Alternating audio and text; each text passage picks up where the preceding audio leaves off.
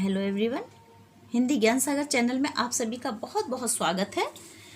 आज की वीडियो में मैं सूफी काव्य धारा के रचनाकारों के नाम और उनकी रचनाओं के नाम और उनके रचनाकाल और इन रचनाओं में किसके बारे में क्या विषय है, किसके बारे में वर्णन है, इन सब के बारे में लेकर आई हूँ।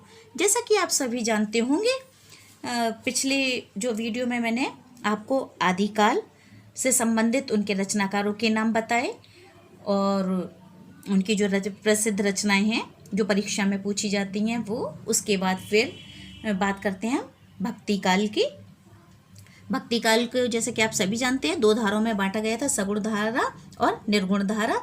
तो अभी हम जो बात कर रहे हैं वो निर्गुण धारा की बात कर रहे हैं।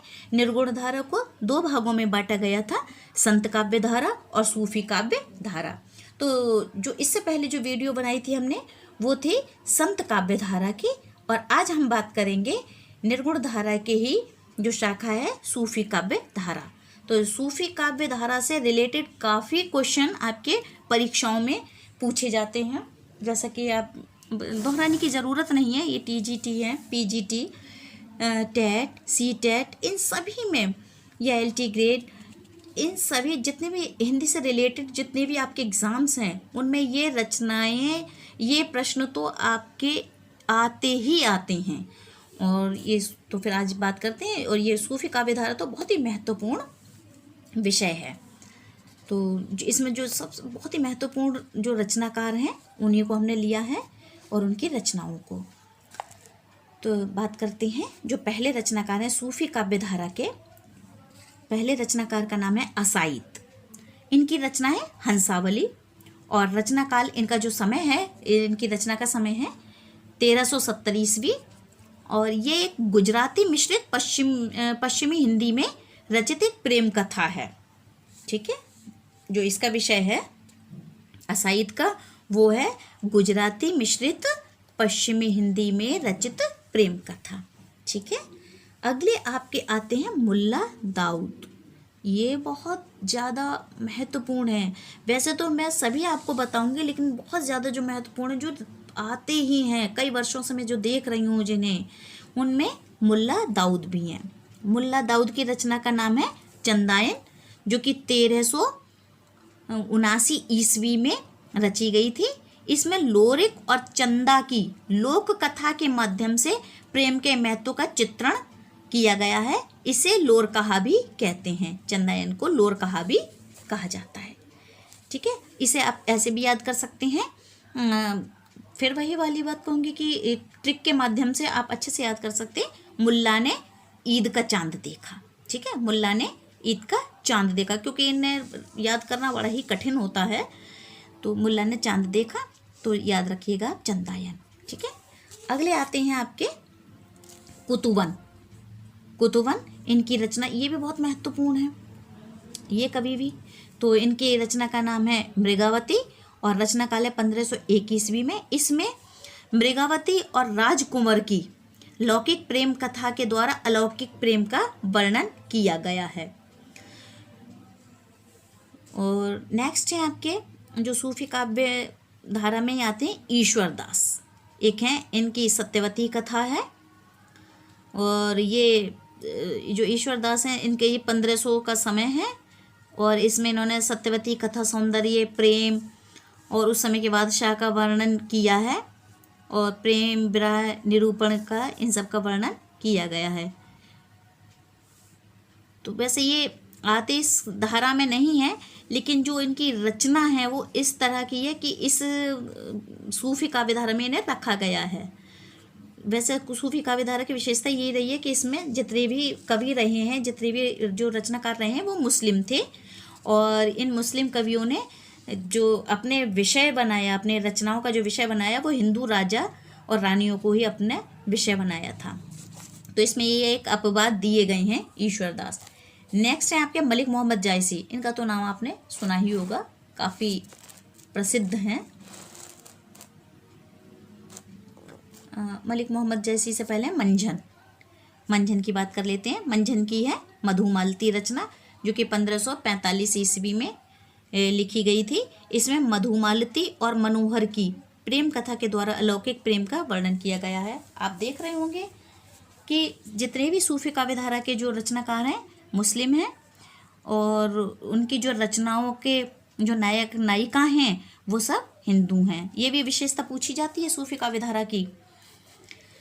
तो नेक्स्ट है आपके मलिक मोहम्मद जायसी, जो कि बहुत ही प्रसिद्ध हैं।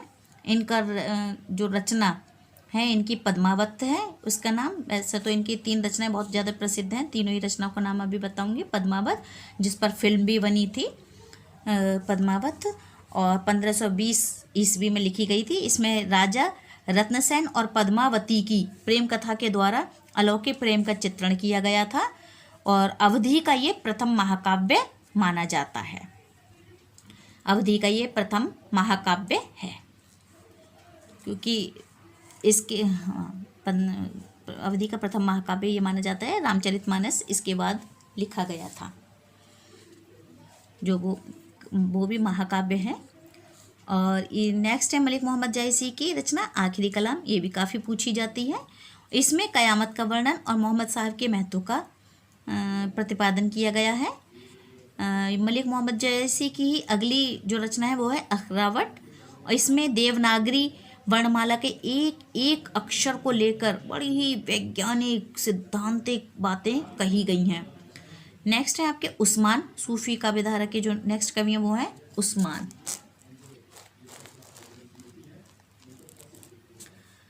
उस्मान, इनकी जो रचना है वो है चित्रावली, और 1613 में लिखी गई, और इसमें सुजान और चित्रावली की प्रेम कथा के माध्यम से प्रेम और विरह के महत्व का प्रतिपादन किया गया है। नेक्स्ट है आपके कासिम शाह।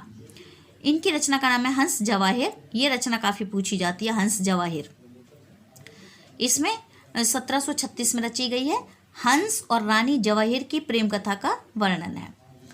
नेक्स्ट है आपकी नूर मोहम्मद की रचना अनुराग बांसुरी, जो कि 1764 में लिखी गई। अनुराग बांसुरी को रट लीजिए, बहुत ज़्यादा ये महत्वपूर्ण रचना है।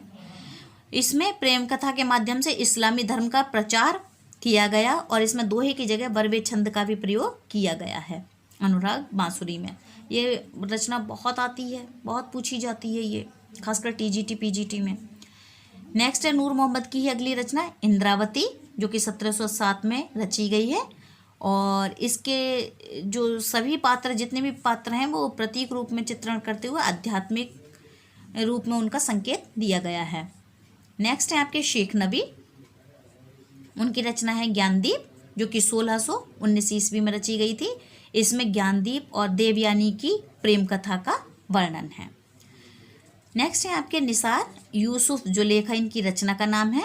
इसमें जो शामी परंपरा से कथानक लेकर प्रेम का महत्व को प्रतिपादन किया गया है। नेक्स्ट इनकी निसार की अगली रचना है प्रेम दर्पण। ये भी यूसुफ जुलेखा की प्रेम कथा वर्णित है। तो ये रचनाएं तो मैंने नहीं देखी हैं, लेकिन इनमें जो महत्वपूर्ण आपके सूफी कवि हैं वो है असाइद, मुल्ला दाऊद, कुतुबन, मंझन, मलिक मोहम्मद जायसी। आप इन्हें याद कर लीजिएगा अच्छी तरह से, और इनकी रचनाओं को भी। तो ये बहुत ही ज़्यादा रचनाएं पूछी जाती हैं। तो आपको वीडियो कैसी लगी? अगर आपको वीडियो अच्छी लगी है और आपको लग रहा है कि ये हमारे बहुत ही उपयोगी है हमारे लिए, तो चैनल को सब्सक्राइब करने में कंजूसी ना करें।